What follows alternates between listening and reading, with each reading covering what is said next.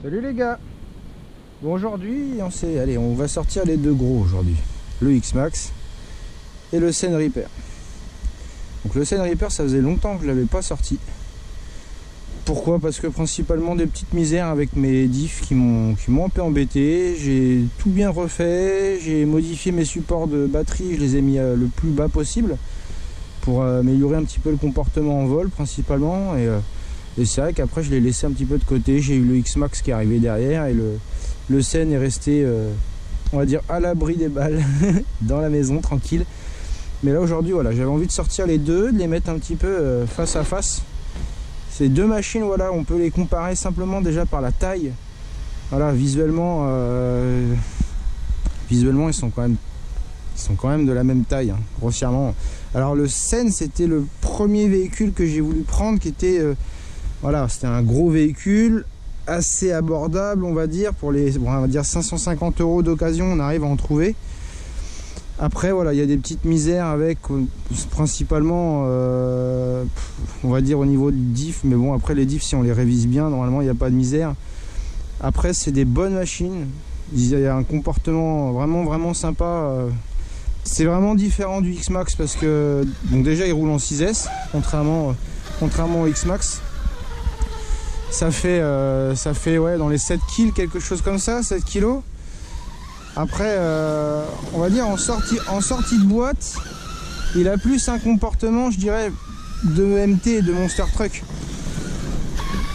Quand on veut passer la puissance au sol, il se tortille un petit peu, ouais, ça louvoie un petit peu, voilà, ça manque de précision. Après si on veut une grosse machine pas trop chère, c'est quand même une bonne machine. Moi je peux pas dire le contraire. Après voilà, le comportement par rapport au X-Max est quand même vraiment différent. Ça a plus tendance à partir de l'arrière, au ralentissement, je dirais. Après ça vole super bien, c'est des machines relativement solides, hein. À l'accélération, il va avoir plutôt tendance à partir de l'avant, mais c'est ce qu'on lui demande en même temps. Moi j'ai durci l'avant assez franchement pour qu'il ait tendance à tirer plus droit quand on accélère, parce que sinon il a une fâcheuse tendance à faire un tête à queue facilement en fait, contrairement au X-Max. Après je dirais que en termes de plaisir de conduite, c'est une très bonne machine. En plus c'est solide. Alors moi j'ai fait des petites bricoles dessus, principalement au niveau du diff avant. Je crois que je suis à 300 000, au milieu je suis à 500 000, et à l'arrière je dois être à 100 000, quelque chose comme ça. Les suspects, je suis à 1250 à l'avant et 900 à l'arrière, pour essayer de contrecarrer un petit peu ce rebond qu'il peut avoir. Et moi j'aime bien quand il est comme ça, franchement. Après il se retourne peut-être plus facilement que le X-Max au sol.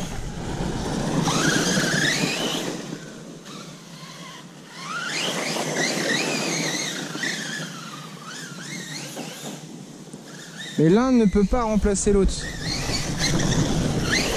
Vraiment pas. On peut pas se dire c'est double emploi, quoi, du tout.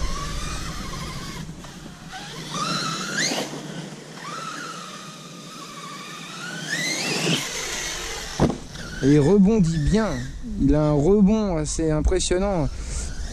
Si on compare avec le Kraton par exemple, je trouve que le Kraton rebondit un peu moins facilement. Par contre, le seul inconvénient, c'est voilà, c'est cette difficulté à le garder en ligne droite. Quand on veut aller tout droit, on a du mal à le faire aller tout droit. Mais c'est pas infaisable, hein. Faut être peut-être doux du coup avec la gâchette, et il faut avoir un avant plutôt bien durci, des suspensions plutôt dures. Après voilà, on le transforme un petit peu dans un style plus truggy dans l'esprit.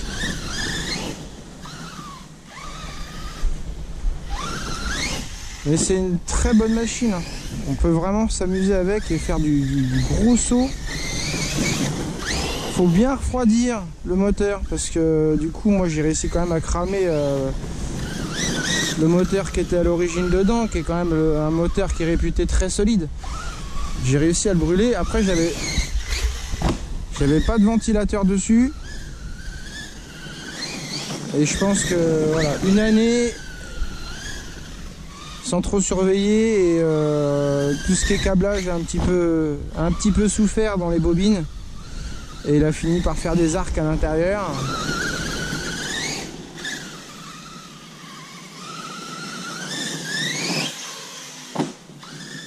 Ah, il rebondit bien. Alors j'ai Bixente qui m'a conseillé sur les suspects et franchement j'avais à la base fait 1250 partout. Et là au final en ayant mis 900 à l'arrière, il se comporte super bien quoi. Ah, ça fait plaisir, ça fait longtemps que je ne l'ai pas sorti.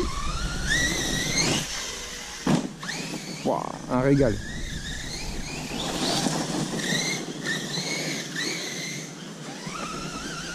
Alors après c'est pareil.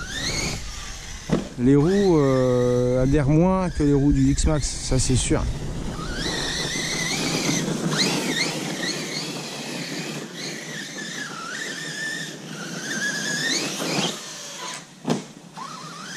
Allez, on va sortir l'autre. Allez, à plus tard.